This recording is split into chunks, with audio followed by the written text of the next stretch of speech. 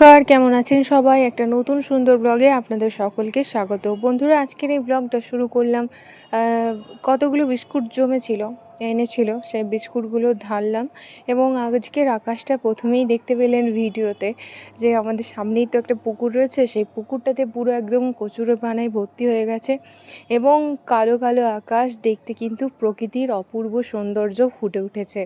তো সেটা দেখেই সকালটা শুরু করলাম। আর এদিকে বিস্কুটটা কৌটোর মধ্যে ঢেলে নিয়েছি। এবার ভাবলাম যে আজকে সকালবেলার ব্রেকফাস্টটা শুরু করে দেবো। তো কী খাবো সেই নিয়ে একটা চিন্তায় পড়ে গেছি।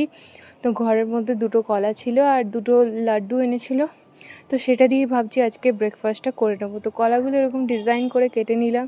একটু সাজিয়ে গুজিয়ে খেতে কিন্তু বন্ধুরা দেখবেন খেতে ভালোই লাগে। প্রেজেন্টেশন খাবারের ভালো হলে মনটাও দেখবেন অনেকটা ভালো হয়ে যায়। তো সেই রকমই ব্যাপার, তো আমিও তাই করে নিয়েছি। এদিকে ভাতটাও বসিয়ে দিলাম। ভাতটা ওদিকে ফুটতে শুরু করে দিয়েছে আর এদিকে মশলাটা কেটে নিচ্ছে। এদিকে পেঁয়াজ, আদা, কাঁচা লঙ্কা, রসুন সমস্তটাই পেস্ট করে নিয়েছি আর ওদিকে কড়াইটাও বসিয়ে দিলাম। ভাত তো ফুটে গেছে। আর বন্ধুরা, এই কয়েক পিসি মাছ এনেছিল, তো কাতলা মাছ অনেক দিন আমাদের খাওয়া হয়নি, তো সেটা এনেছিল। এদিকে পেস্টটাও আমার রেডি হয়ে গেছে আর ওদিকে দেখি কড়াইয়ের মধ্যে তেলটাও গরম হয়ে গেছে প্রায়। তো কড়াইয়ের মধ্যে আস্তে আস্তে মাছগুলো এবার ছেড়ে দেবো একে একে। আর মাছ ছাড়তে ভীষণ ভয়ই লাগে, দেখুন কেমন ছিটকে এসছে হাতে। এরকম আমার রান্না করতে করতে এরকম মাঝে মাঝেই ছিটকে যায় আর হাতের মধ্যে ফুচকা তো হয়েই যায়। আর এদিকে ভাতটাও হয়ে গেছে। এবার ফ্যানটা না ঝরালে ভাতটা দেখলাম গলে যাবে, তো আগেই ফ্যানটা ঝরিয়ে নিচ্ছে। আর ঝরাতে গিয়েই দেখুন কেমন ফ্যানটা গড়িয়ে হাতে ছিটকে আসছে। তো এরকম হতে থাকে মাঝে মাঝে আমার সঙ্গে।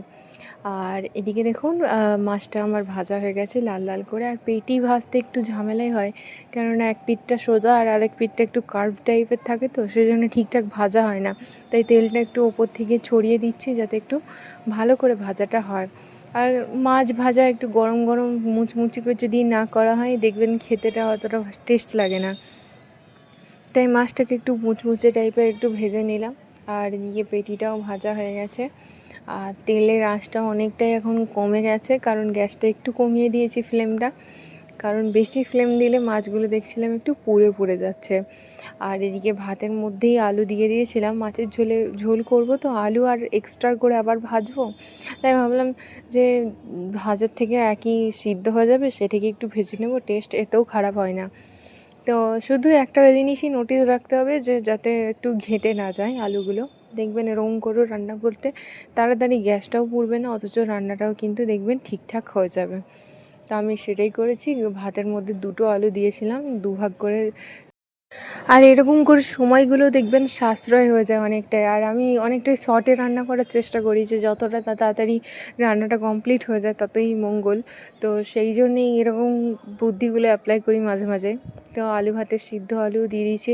আর এরকম করে রান্না করলে টেস্টের কিন্তু কোনো গড়বড় হয় না, কিন্তু দেখবেন একটা জিনিস মাথায় রাখবেন, অনেক সময় সিদ্ধ আলু তো ভেঙে ভেঙে যায় এবং অনেকটাই স্ম্যাশ আলুর মতন হয়ে যায়। তো সেই ব্যাপারটা একটু দেখে নেবেন, তার মতোই মানে বুঝে শুনে রান্না করবেন। তো এদিকে তেলের মধ্যে আমি একটু জিরে ফোড়ন দিয়ে দিয়েছি, কেননা মাছের ঝোলে কালো জিরে বাটা তো দিইনি, যেহেতু সেজন্য জিরে দিলাম। জিরে বাটা দিলে হয়তো গোটা জিরে দিতাম না, কিন্তু মাছের ঝোলে কিন্তু পাঁচ ফোড়ন দিতেই আমার ভালো লাগে। কিন্তু পাঁচ ফোড়ন যেহেতু শেষ হয়ে গেছিলো, তাই জিরে ফোড়ন দিয়ে দিলাম। আর যে পেস্টটা করে রেখেছিলাম, তো পেস্টটা অনেকটা জল জল ছিল, যতক্ষণ না জলটা শুকিয়ে যাচ্ছে, এরকম শুকনো শুকনো মশলাটা ভাজা ভাজা হচ্ছে, ততক্ষণ কিন্তু আমি মশলাটাকে ভালো করে কষিয়ে নিয়েছি। এবার মাছ তো যেহেতু আলু আর মাছের ঝোল বানাচ্ছি, তাই একটাও মাছও দিয়েছিলাম যাতে মশলাটার মধ্যে একটু ঢোকে। আর মাছ একটা আলুগুলো দিয়ে একদম একটু ফুটিয়ে নিয়েছিলাম, তারপর বাকি মাছগুলো কিছুটা দিয়েছিলাম। যে মাছটা দিয়েছিলাম ওটা ভাঙলেও কোনো অসুবিধা নেই, কিন্তু এই মাছগুলো ভাঙলে খেতে কেমন লাগে, সেই জন্যেই এগুলো একটু পরে দিয়েছিলাম, ঝোলটা যাতে ফুটে যায় এবং মাছের ঝোলে মাছের যে একটা টেস্ট সেটা যেন আসে, সেই জন্যই আগে থেকে একটা মাছ আমি দিয়ে দিয়েছিলাম। তো বন্ধুরা দেখুন, আমি কিন্তু কোনো ফুড কালার বা লাল লঙ্কার গুঁড়ো বা কোনো কিছু কাশ্মীরি লঙ্কার গুঁড়ো কোনোটাই ইউজ করিনি। তো আপনাদের সমস্তটাই শেয়ার করলাম। কিন্তু দেখুন লাল লাল ঝাল ঝাল কিন্তু মাছের ঝোল, কাতলা মাছের ঝোল কিন্তু রেডি হয়ে গেছে। খেতে দুর্দান্ত হয়েছিল বন্ধুরা, দেখে আশা করি বুঝতে পারছেন আপনারা। তো এই ঝোলটা দারুণ টেস্ট হয়েছিল। এবং আর মাথাটাও, মাছের মাথা না দিলে তো আবার মাছের দোকানে মাছই দেবে না। হ্যাঁ, তো মাথা সমেতই মাছ কিনে এনেছিল। তো মাছের ঝোলটা দেখুন কত সুন্দর হয়ে গেছে। তো মাথাটাই কী করব সেটাও মাছের ঝোলের মধ্যেই দিয়ে দিয়েছিলাম। খেতে মন্দ লাগেনি, ভালোই লেগেছিলো।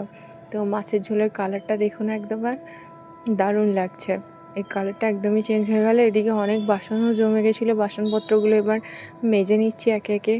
এক গাদা বাসন তো সকালবেলার মুড়ি খাবার বাসন, দুপুরের রান্নার বাসন, এগুলো তো জমেই যায়। তো সেগুলোও ভালো করে মেজে নিলাম একবারে, ধুয়ে গ্যাসটাকে মুছে একদম পরিষ্কার করে নিচ্ছি। আর এটা করে এবার পরিষ্কার করে নেবো রান্নার জায়গাটা, পুরো জল টল ভরে নেবো এবার। আর বাসনগুলো এবার গুছিয়ে নিচ্ছি ঝুড়ির মধ্যে। এবার খেতে বসে পড়েছি বন্ধুরা। তো এখানে দেখুন আজকের মেনুতে শুধু ভাত আর মাছের ঝোল বানিয়েছি। ভাতের সঙ্গে নিয়েছি গন্ধরাজ লেবু, এই দিয়েই আজকের দিনটা হয়ে যাবে। কিন্তু টেস্ট কিন্তু আপনারা দেখতেই পাচ্ছেন, কালারটা মাছের ঝোলের বাম্পার এসছে। আর খেতেও কিন্তু হেভি টেস্ট হয়েছে। টমেটো, আদা, রসুন, পেঁয়াজ দিয়ে মাছের ঝোল খেতে কিন্তু আমার খুব ভালো লাগে। আপনাদের কেমন লাগে অবশ্যই কমেন্ট করে জানাবেন। আর বন্ধুরা, এই ছোটো ছোটো মিনি ব্লগগুলো আপনাদের কেমন লাগছে অবশ্যই কমেন্ট করে জানাবেন। এবং মিনি ব্লগগুলো আপনাদের ভালো লেগে থাকলে অবশ্যই চ্যানেলটিকে সাবস্ক্রাইব করে দেবেন আমাদের আরও পরবর্তী মিনি ব্লগ পাওয়ার জন্য। বন্ধুরা, ভিডিওর ডিউরেশনটা বেশি বড় করছি না, তাই ছোটো ছোটোই মিনি ব্লগ থাকবে। আপনাদের ভালো লাগলে অবশ্যই চ্যানেলটিকে সাবস্ক্রাইব, লাইক, কমেন্ট, শেয়ার এবং সাবস্ক্রাইব করে দেবেন। দেখা হচ্ছে পরবর্তী আরও ভিডিওতে। ভালো থাকবেন, সকলকে ভালো রাখবেন। ধন্যবাদ। দেখা হচ্ছে পরবর্তী ভিডিও।